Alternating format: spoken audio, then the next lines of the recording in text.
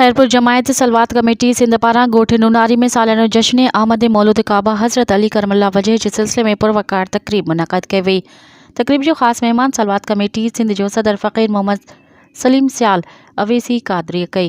तकरीब में अमजद खान महेसर साफ़ी शाहिद नवाज सियाल ॿियनि वॾे अंग में शिरकत कई।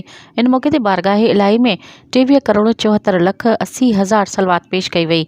तकरीब के खिताब कंदे फ़कीर मोहम्मद सलीम सियाल अवेसी कादरी चयो त जमायती सलवात पारां 12 महीननि मुख़्तलिफ़ घरनि ऑफिसनि इलाइक़नि में मुफ़्त सलवात पढ़ी अल्लाह पाक जे बारगाह में पेश कई वेंदी आहे।